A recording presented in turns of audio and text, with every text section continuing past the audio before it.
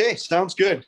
So we'll get started with the February 17th, 2021 Shenango County IDA Board meeting. We'll roll call ourselves in. Raymond here. Gibbon here. Corey here. Blanchard here. Zeno here.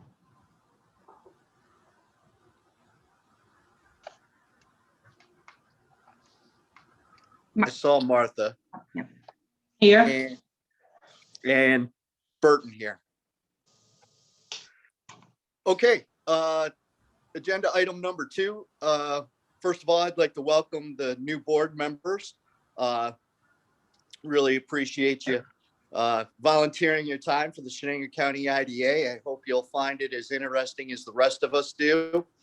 There's a lot of experience on this board, and many of us have been here for quite a few years now. So welcome aboard to Taylor, Jeff, and Martha. I think we have to officially vote you in, but I don't see any issues with that. So we'll move right on to agenda item 2A. The Shenango County Board of Supervisors approved the revision to the bylaws to expand the IDA board membership from 5 to 7 members on February 8th, 2021, which allows us to move on to item B. Be it resolved that by the recommendation and approval of the Shenango County Board of Supervisors during their February 8th, 2021 regular meeting, that the Shenango County IDA approve Supervisor Jeff Blanchard, Taylor Zeno, and Martha Ryan be appointed to the Shenango County Industrial Development Agency Board of Directors.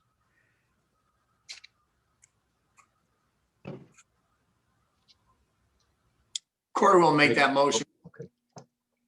Great. Can I get a second? Gibbon will second. Great. Any discussion? Welcome aboard, all three. Happy to have you. Great. Any other discussion? Hearing none, we'll vote. Raymond, I. Gibbon, aye. Corey, aye. Burton, aye. All right. The passes unanimously. So welcome aboard, Jeff, Taylor, and Martha. Thank you very much for devoting your time to what we feel is a great board and worthy cause. So excellent. Moving on to agenda item number 3, approval of the minutes from January 2021. Can I get a motion to approve the minutes? Raymond moves to approve the minutes. Gibbon will second. Great. Any discussion? Hearing none, we'll vote. Raymond, I. Gibbon, aye. Corey, aye. Blanchard, aye. Zeno, I.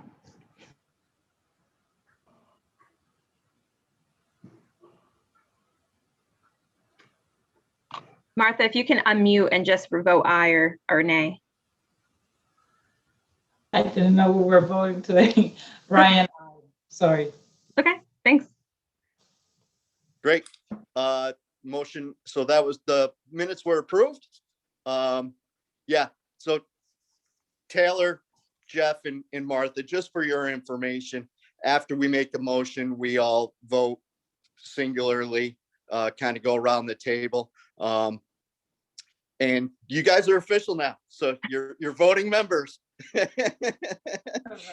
Thank you. Financial report from January 31st, 2021.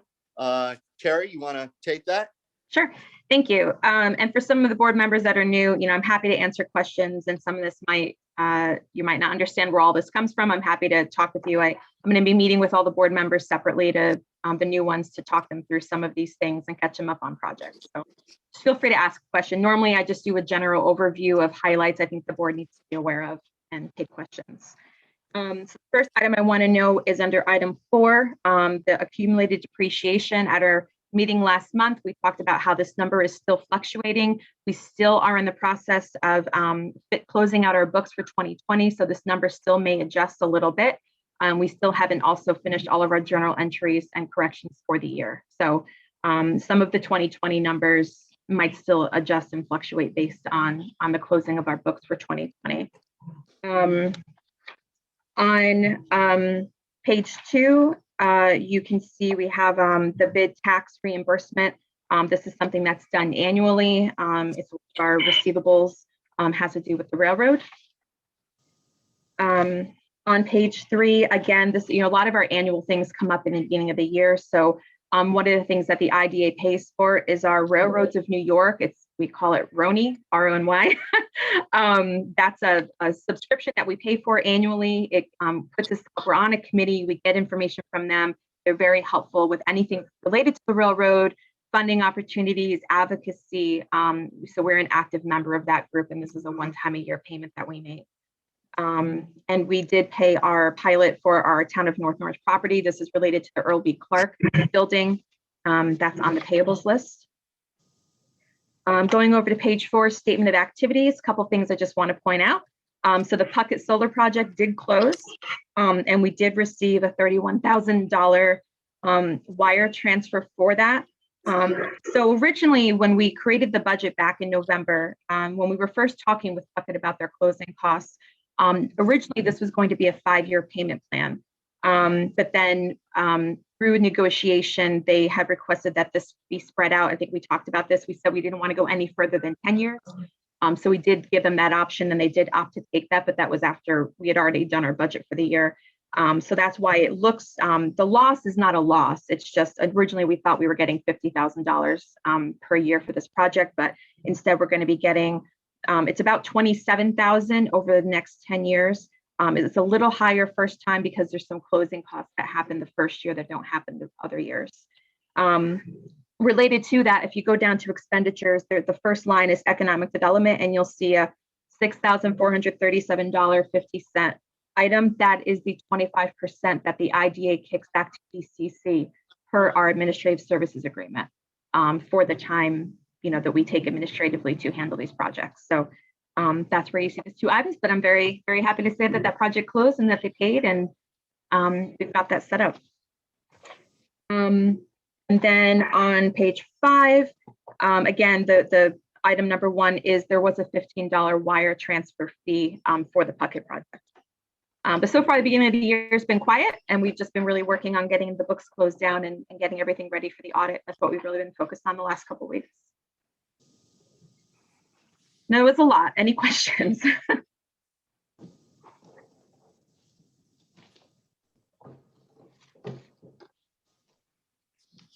No? Okay. Hearing none, we'll move on to bills and invoices. Oh, Brian, can you Yeah. do an approval? Sorry. Oh, yeah, sorry. I'd like to make Need a a mo- motion that we approve the financial report for January. Thank you, Randy. Raymond will second. Great, thanks, Pete.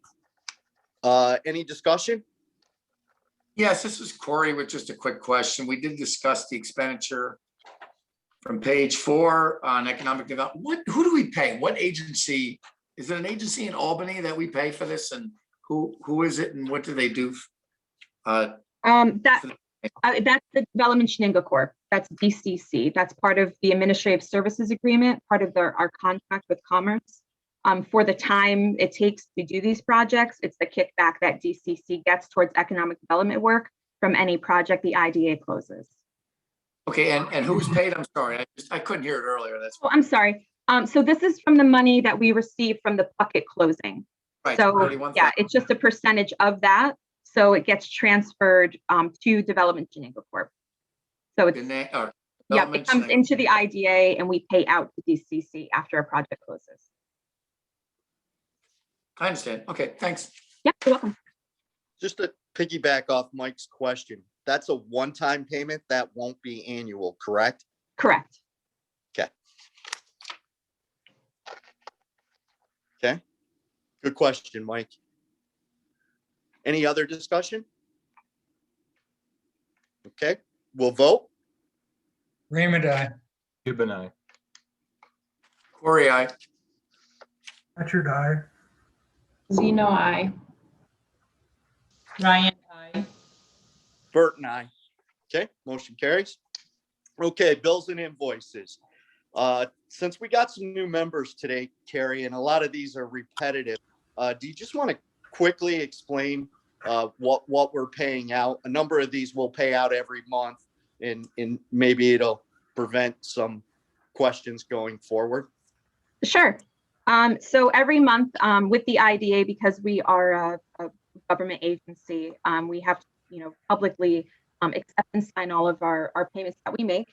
Normally, when we meet in person as a board member, you all initial a voucher that goes along with each check.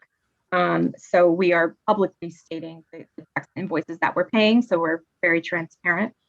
So the first item under Commerce Shenango, this is again refers back to the Administrative Services Agreement. Everything sort of under the Commerce Shenango umbrella. And so the activities of IDA is part of the overall Commerce Shenango mission. So there is a percentage that all of the agencies under Commerce pay into Commerce to pay for, copies, postage, rent, that kind of a thing, which I can give you a copy of the services agreement if you want to take a look at that. So that's what the portion of is for the month of January is that first item. The second item is what we were just talking about, the GCC contribution based on the solar project that we just closed. So that's a check. And we make this very clean with checks. We don't just do internal transfers. We always write a check. So even though all the organizations are under the same roof, we treat each one like it's a separate entity. So that's why we actually cut a check, we sign it, we take it to the bank. So it's very clean and you can see the transfer of funds. Next, we have NYSEG payment. We own a building at the airport where Centronics used to be. We're actively pursuing a renter for that. But in the meantime, IDA is responsible for all of the upkeep for that building. So part of that is electric. So that's what that bill is. Orb seal coating, we have a new company this year that's doing our landscaping and snow removal called Orb Seal Coating. They maintain the property at the airport. And we also own property at Earl B. Clark in North Norwich. And so that's our what we pay them for that upkeep and snow removal. I talked about RONY. This is the membership fee for the Railroads of New York. And then our payment to our pilot payment for our property in North Norwich. Great. Thank you, Carrie. You're welcome. Can I get a motion to approve the bills and invoices? Raymond so Oriole. moves. Given will second. Oriole second. It's hard for us to do this, Pete, when we're not sitting around the table anymore. Right.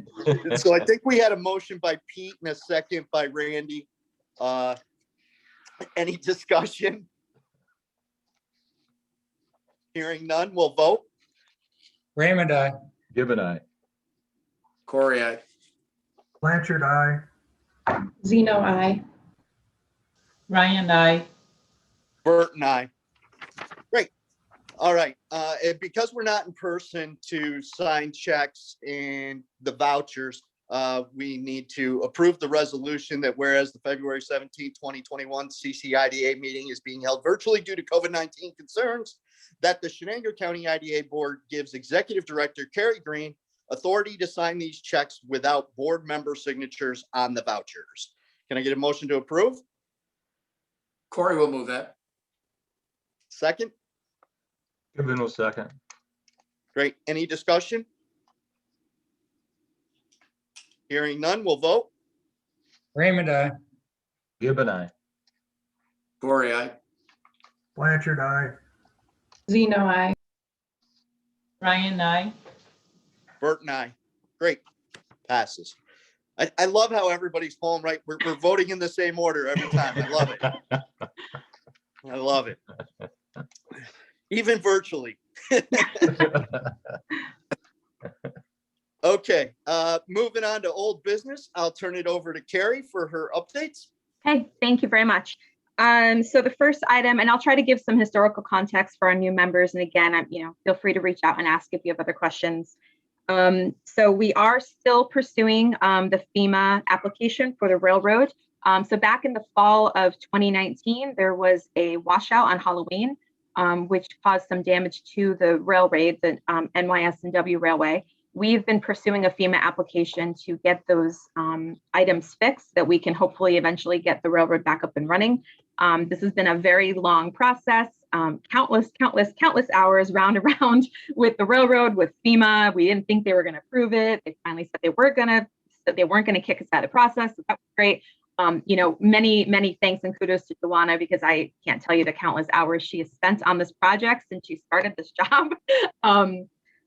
Actually, I'm going to let her just sort of give the latest update. We had another phone call this week that actually we had representatives from the railroad on that call talk about the inspection, and that's the point we're at with the application. So Joanna, do you just want to give an overview of what that's going to be?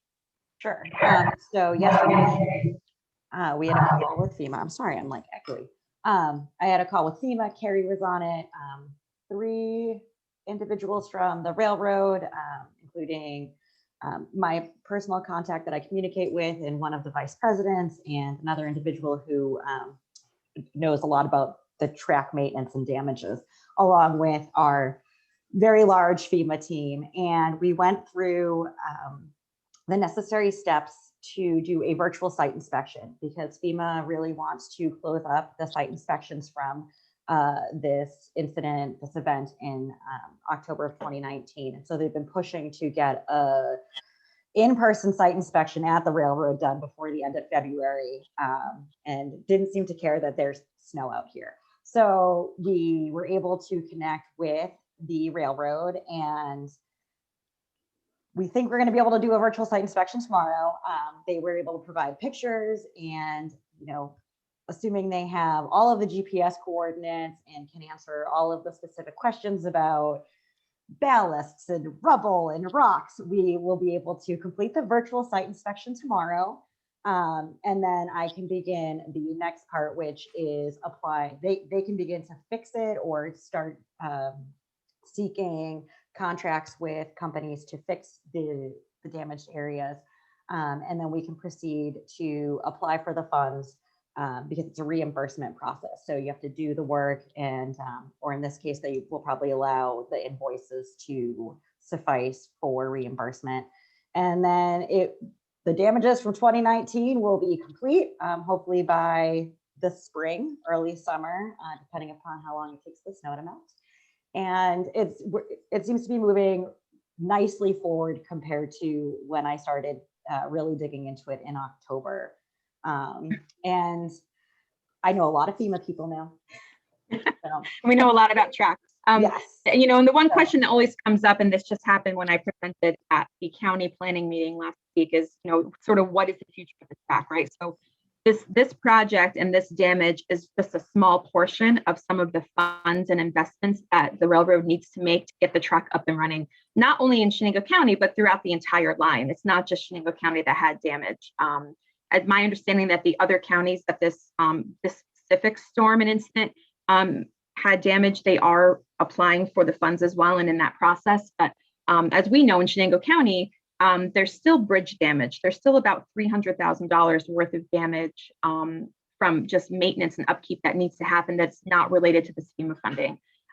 So when I spoke to planning last week, one of the questions is, what's the future of the track? And we're really in this holding pattern until NYS&W says to us, we're going to make the investments and we're going to keep the track up, or we're not and we're pulling out.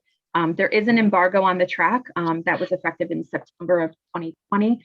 The embargo is temporary at this point. It just means that they're not using the track right now, but it's not a full pullout. We are also waiting for our annual letter from the president, Nate Fenno, to tell us sort of what the intention is for the track. We received one last year.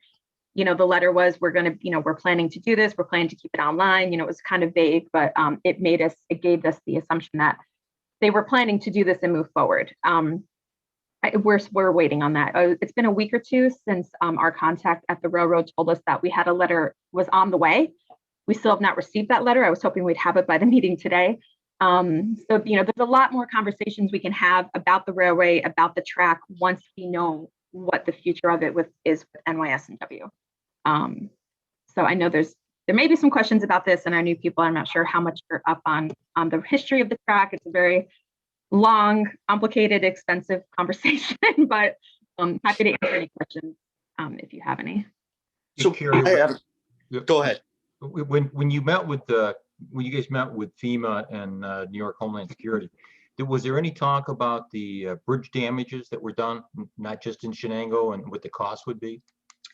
The Shenango portion is about $300,000, but that had nothing to do with the storm. So Yeah. that's what we're sort of waiting on. That's what I wondered. If they, because of what we talked about before and the impacts that were done on those bridges, I just Right. wondered if FEMA would even consider it or not. So Not for this, but we did actually just get a few, and thank you to Shane, we did just get a couple award announcements for some projects through RONI and through the state. We haven't, I don't know if John has had a chance to delve into them. I don't know if any of them would help with the bridges, but there is some funding coming available this year to help with some of the cracks. thank you.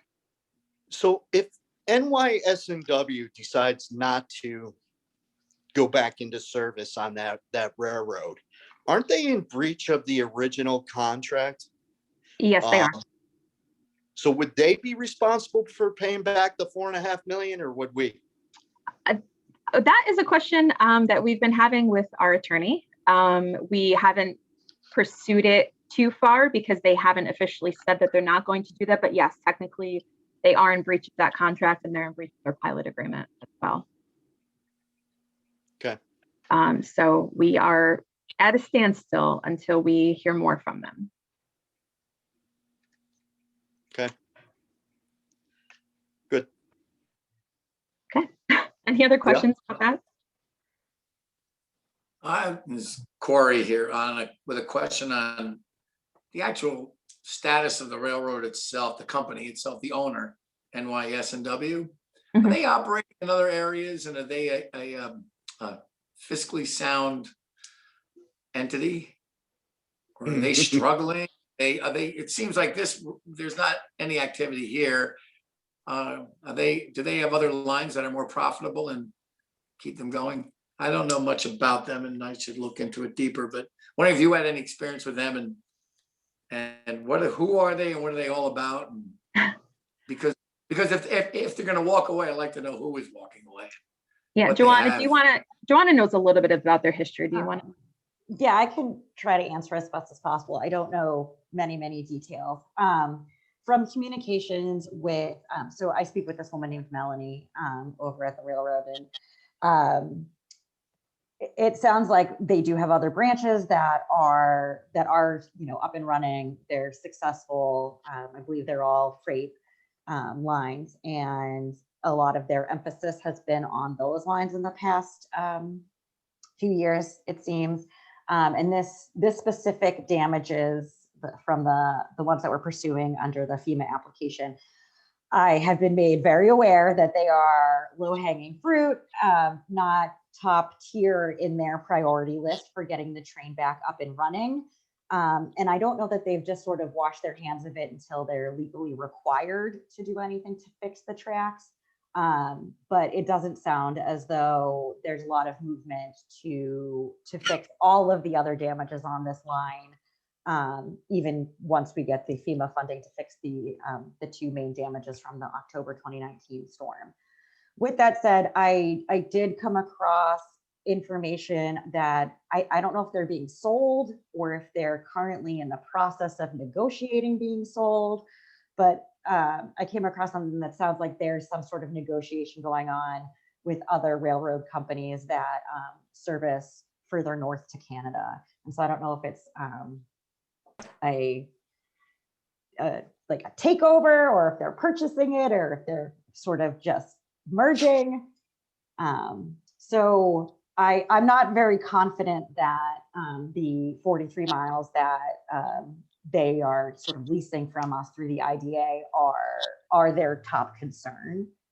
Whether or not they're financially solvent, I can Google it. I can do some more at a bare minimum. I can Google, but I could also, try to ask some, politically phrased questions and If I'm not more mistaken, information. if I'm not mistaken, one of the biggest problems we have with our line was no active customers for them on the line. Well, and that's also because we can't keep it online. So it's hard to promote a product. Oh, yeah, I agree. Guarantee it can stay open. So, But even after they did the last damage and fixed it and had the lines back open, they had no active customers on that line from Utica to Binghamton. I don't even think that the dog food plant was using them anymore in Sherburne. Right. Yeah, and I know in our contract with them, it says that the railroad and we, the IDA, will, market the use of this freight line. I don't know what sort of marketing occurred by the IDA prior to the Halloween storm, and I don't know what the railroad itself was doing.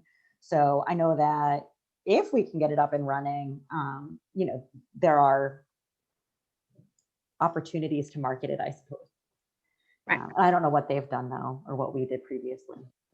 Yeah, and I get a call every couple of months from someone. I just had one, last week after the article came out in the paper about the work that we do here. I had someone call me who, wanted to talk about the railroad and get some information about the history, and sort of helped, sort of illuminate what the history's been, what our current issues are. And, they had some great ideas. And I said, kind of what I said to planning is, these wonderful ideas, but we can't pursue an alternate use for that at all until we know what the future is with the NYSNW. So we're really in this standstill, until that happens. So we're, hopefully we will get communication from, the president soon. And if not, I will contact them again and inquire. So we definitely need to know one way or another what they're planning to do. For those of you that didn't see the chat, Stephen Palmentier did state that they own a significant amount of trackage in New Jersey and Pennsylvania as well. Carrie, is that the NYSNW that runs through Sydney? I don't think so. I think that's DNA. Okay. Maybe. I was gonna say that thing goes through about 5 times a day, and it's 10-minute long line of cars. So yeah. All right. Great. Any other questions on the railroad at this point?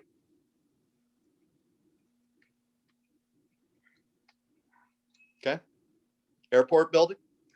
Okay, we're continuing to market this property as we've been. We just gave a tour, I think it was last week, Joanna. We just gave a tour again last week. So we've shown the property 3 or 4 times in the last couple of months, which is good to see that kind of movement. Again, I think I mentioned this the last time we met, that on the economic development side of the house as well, we've received quite a few developers and people looking to bring businesses and opportunities to the 7th tier, to this part of the state, interested in Shenango County. We always put forth the airport building in case it's something that meets what they're looking for. So there's been a lot of activity. It still looks great. The guys who that cleaned it up did a really nice job. We're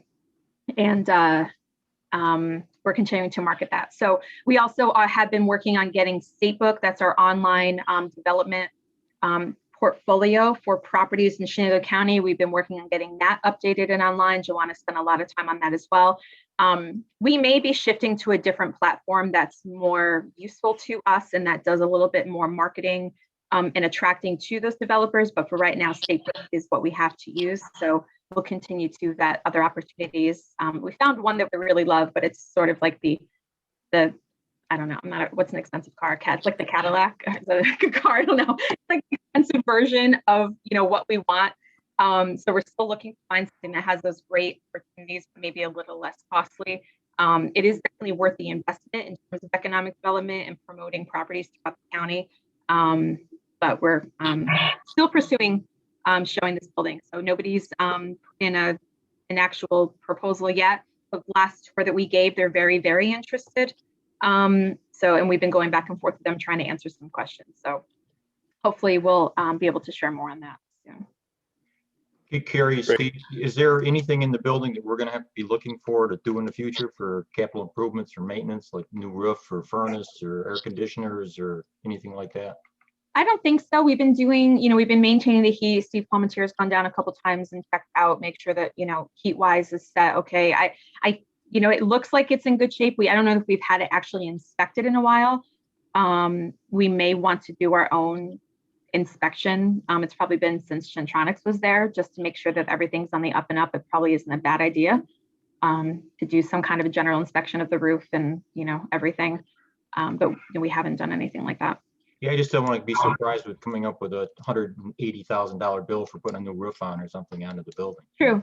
True. We can put that on our list. We'll see see about getting an inspection. We also talked about getting it appraised again as well. So maybe that's something we can do Thank you. together. Thank you. Carrie, you had said that you'd showed this in the past a while back. Are these 3 new prospects or are these repeats? New, they're all Who's new. looking? And they're Um, located out of New York or out of state? there's some of them are local, some of them are not. Because of what they're looking to do, if you want to go into detail, I'd rather we do that in a section. That's fine. That's one. It's good to know they're new. Yeah. Great. Oh, sorry.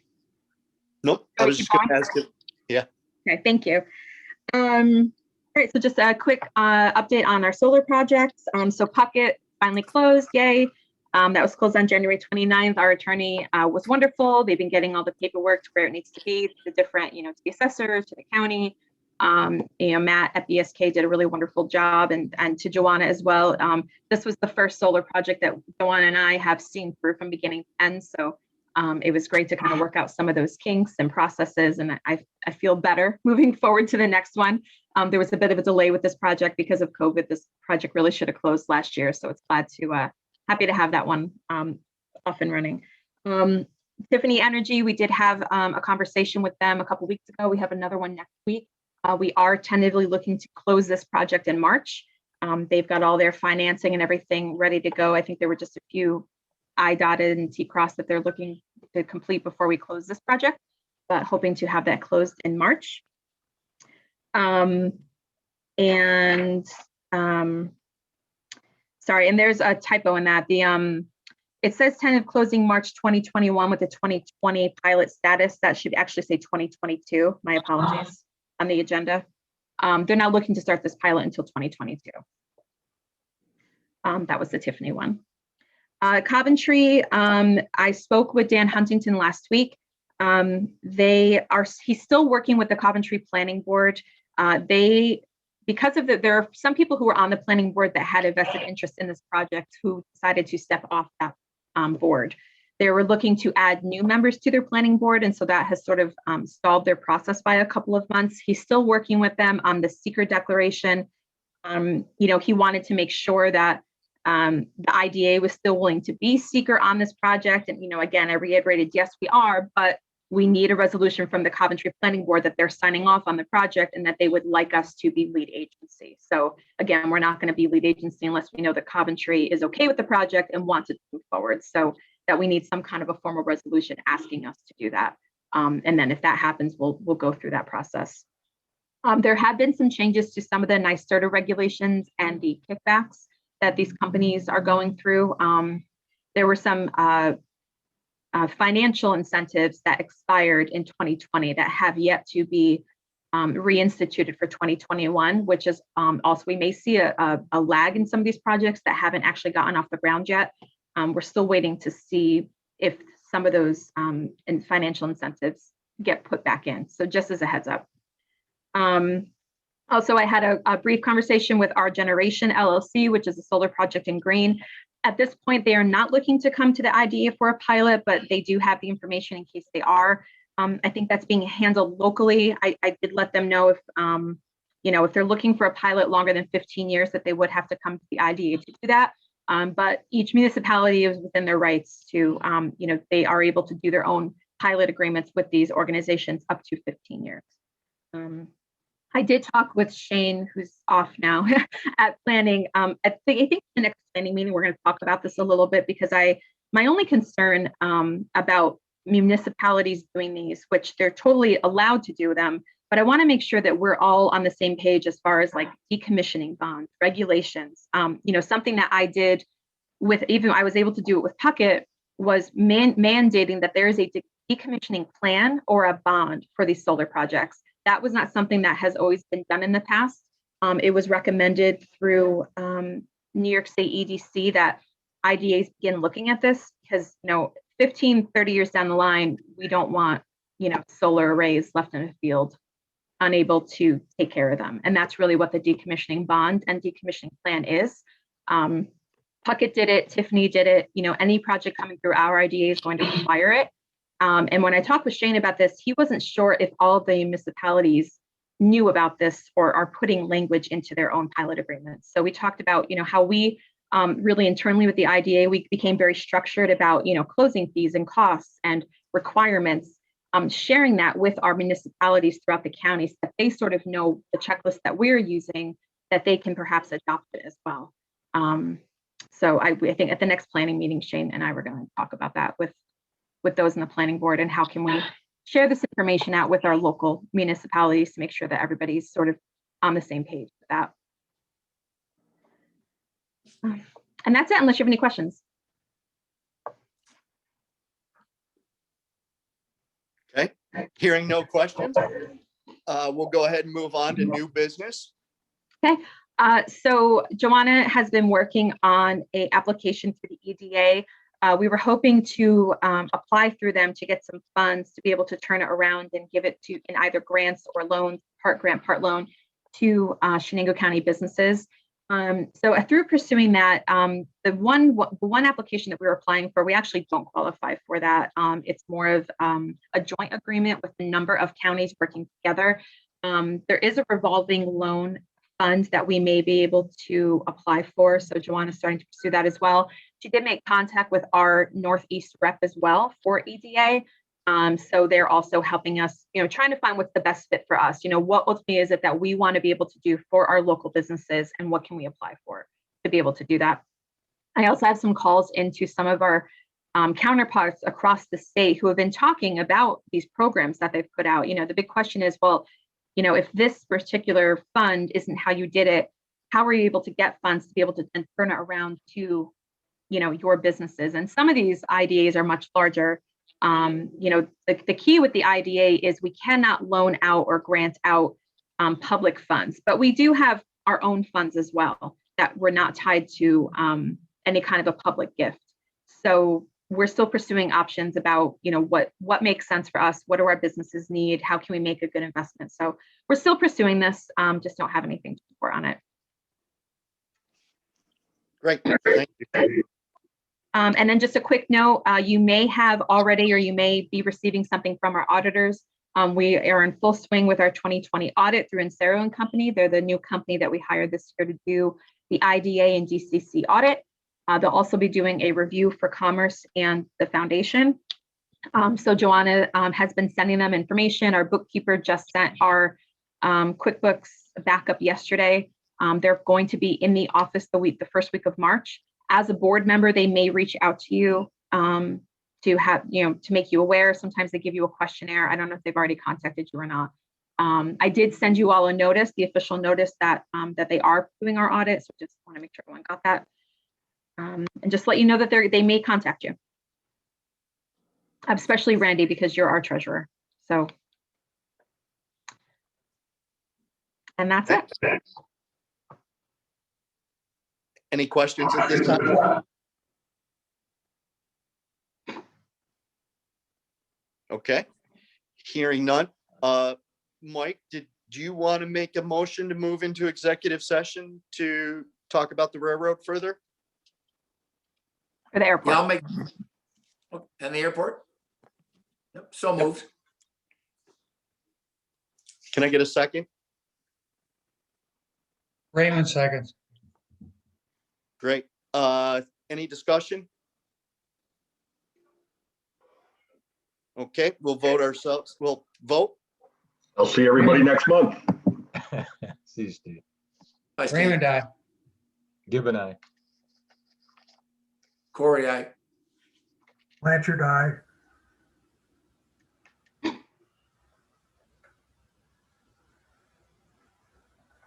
Zeno, I. Ryan, I. Bert and I. Okay, so we'll be moving into executive session to